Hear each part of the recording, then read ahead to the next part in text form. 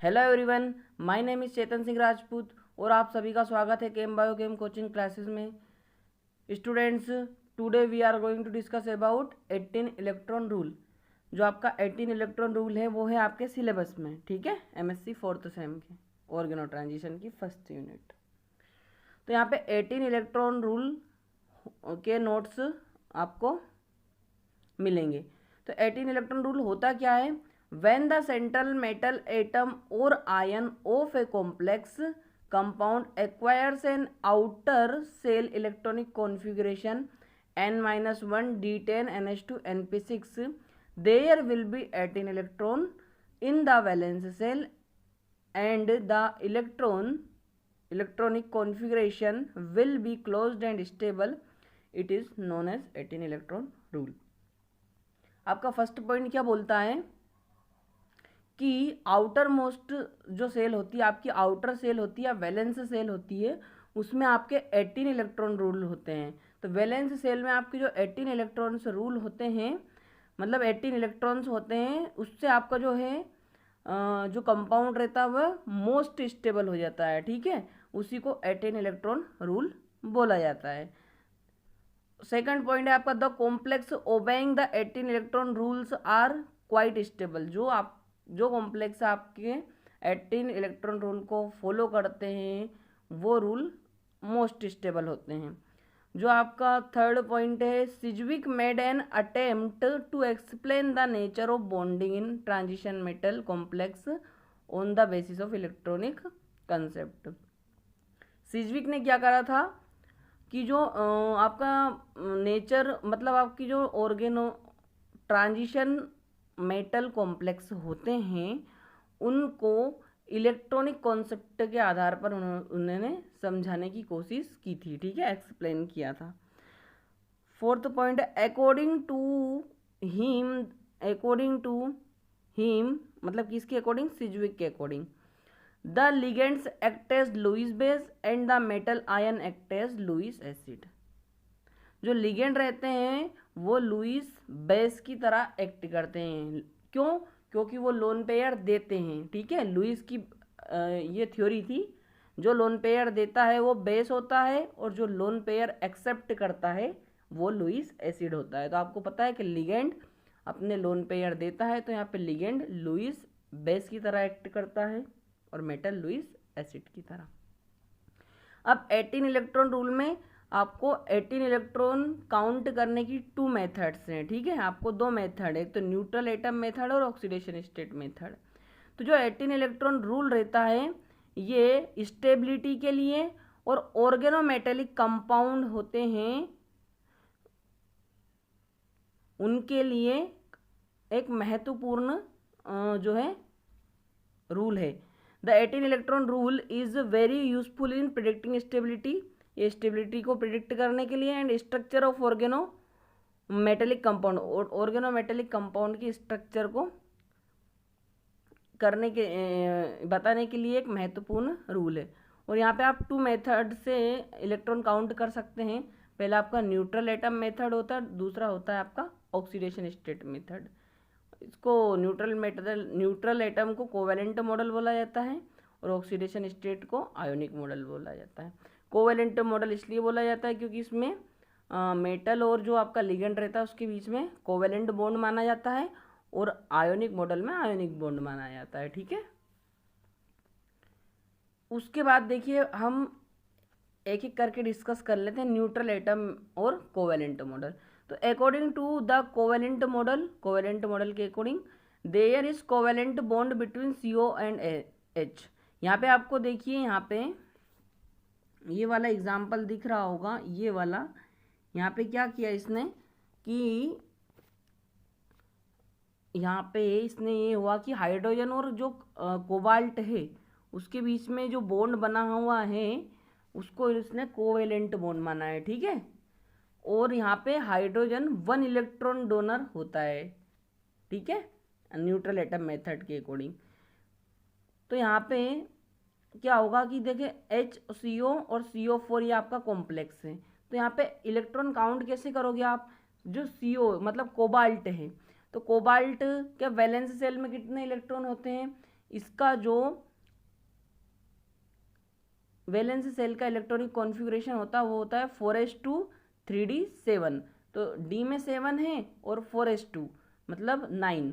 तो 9 इसमें valence shell में इलेक्ट्रॉन है, तो देखिए 9 CO लिखा रहा ना, ये 9 इलेक्ट्रॉन आपके कोबाल्ट के हैं, ठीक है। उसके बाद ये CO जो दिखाई दे रहा है न्यूट्रल होता है, तो न्यूट्रल के लिए आपको 2 इलेक्ट्रॉन देने पड़ेंगे, तो अब 4CO है यहाँ पर, तो 4 × 2 हो जाएगा, ठीक है। हाइड्रोजन को 1 इलेक्ट्रॉन डोनर मारा, तो 1 × 1 ही एक ही हाइड्रोजन है यहाँ पे, तो 1 × 1, तो ये 9 + 8 + 1 ये = 18 हो जाएगा, ठीक है। तो ये जो कॉम्प्लेक्स है आपका 18 इलेक्ट्रॉन रूल को फॉलो करता है और ये स्टेबल होता है, ठीक है। आप कोई सी भी एक मेथड के द्वारा इलेक्ट्रॉन काउंट कर सकते हो। अब ऑक्सीडेशन स्टेट और आयोनिक मॉडल, लेकिन आपको एग्जाम में अगर लिख रहे हो तो दोनों को एक्सप्लेन करना जरूरी है। According to the ionic model, there is ionic bond between OC4 CO+ and H। यहाँ पे H और CO जो है उसके बीच में क्या है, आयोनिक बॉन्ड माना जाता है। और यहाँ पे जो आपका हाइड्रोजन रहता है वो 2 इलेक्ट्रॉन डोनर होता है, ठीक है। अब यहाँ पे वही कॉम्प्लेक्स है, यहाँ पे भी क्या होगा, यहाँ पे CO+ लिखा रहा है, तो प्लस लिखा रहा है तो यहाँ से 1 इलेक्ट्रॉन चला जाएगा, तो इसका 4s2 3d7 होता है, तो 4s से 1 इलेक्ट्रॉन चला जाएगा तो 8 इलेक्ट्रॉन बचेंगे, ठीक है, क्योंकि उसके ऊपर प्लस चार्ज है। प्लस 4 × 2 CO जो है ये न्यूट्रल होता है, तो ये 2 इलेक्ट्रॉन डोनेट करता है, तो 4 है तो 4 × 2 तो 8 हो जाएगा ये। यहाँ पे हाइड्रोजन को आपने 2 इलेक्ट्रॉन डोनर माना है, क्योंकि ये आयोनिक मॉडल के हिसाब से 2 इलेक्ट्रॉन डोनर होता है, तो 1 × 2, तो यहाँ पे ये भी 18 हो जाएगा, ठीक है। तो ये था आपका ऑक्सीडेशन स्टेट और आयोनिक मॉडल, ये आपको एग्ज़ाम में लिखना है। उसके बाद आपको एक टेबल है, ये टेबल आपको एग्ज़ाम में बनानी है। तो some common organic ligand and their electron count, यहाँ पे हमने क्या किया है, अब आयोनिक मॉडल को हम कंसीडर नहीं करेंगे, हम यहाँ पे कोवेलेंट मॉडल के अकॉर्डिंग ही इलेक्ट्रॉन काउंट को एग्जाम्पल्स के थ्रू बताएंगे। तो ये टेबल देखिए आप। हेप्टिसिटी समझते हैं क्या आप? हेप्टिसिटी वो होता है कि लिगेंड के कितने एटम मेटल से जुड़े हैं। अगर लिगेंड का 1 एटम मेटल से जुड़ा है तो हेप्टिसिटी 1, अगर लिगेंड के 2 एटम जुड़े हैं तो हेप्टिसिटी 2 होती है, ठीक है। तो यहाँ पर देखिए हेप्टिसिटी और ये कोवेलेंट मॉडल जो दी गई है, तो ये टेबल आप अच्छे से याद कर लीजिए, ठीक है। एग्ज़ाम में बना के आना, आपको अच्छे नंबर मिलेंगे। एग्जाम्पल्स ऑफ 18 इलेक्ट्रॉन रूल, देखो फेरोसिन दिख रहा है आपको, Fe के ऊपर भी आपको साइक्लोपेंटाडाइनाइल है, नीचे भी साइक्लोपेंटाडाइनाइल है, ठीक है। तो यहाँ पे आपका जो Fe होता है, आपको Fe जो होता है उसका कितना इलेक्ट्रॉन काउंट होता है, तो इसका इलेक्ट्रॉनिक कॉन्फ़िगरेशन होता है 4s2 3d6, तो 8 इलेक्ट्रॉन इसके वैलेंस सेल में होते हैं आयरन के, Fe के, ठीक है। उसके बाद जो साइक्लोपेंटाडाइनाइल है ये 5 इलेक्ट्रॉन डोनर होता है, ठीक है। 5 इलेक्ट्रॉन डोनर इसलिए होता है क्योंकि ये रिंग में 5 एटम से मिलके बनी, इसलिए 5 इलेक्ट्रॉन डोनर। तो 5 इलेक्ट्रॉन डोनर हैं तो 2 है यहाँ पे, 2 साइक्लोपेंटाडाइनाइल है, तो यहाँ पे 2 × 5 हो जाएगा, तो 10 इलेक्ट्रॉन, तो यहाँ पे 18 इलेक्ट्रॉन हो जाएगा। 18 ये 18 इलेक्ट्रॉन रूल को फॉलो कर रहा है, इसलिए ये स्टेबल है। उसी तरह से आप देखिए OC5MnCH3, तो यहाँ को पता है Mn का जो वैलेंस सेल में 7 इलेक्ट्रॉन होते हैं, इसका इलेक्ट्रॉनिक कॉन्फ़िगरेशन होता है 4s2 3d5, तो ये 7 हो जाता है। अब यहाँ पे CO5 दे रखा है, तो यहाँ पे CO5 दे रखा है, तो ये न्यूट्रल है, तो यहाँ पे 2 इलेक्ट्रॉन देता है, मतलब 2 इलेक्ट्रॉन देता है एक CO, तो 5 है तो ये 2 × 5 मतलब 10 इलेक्ट्रॉन देंगे।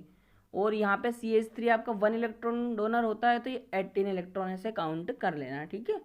उसके बाद अगला एग्जाम्पल है आपका CONH3 6 3+, यहाँ पे आपका जो CO है वो 9 इलेक्ट्रॉन जो है उसके वैलेंस सेल में होते हैं कोबाल्ट के।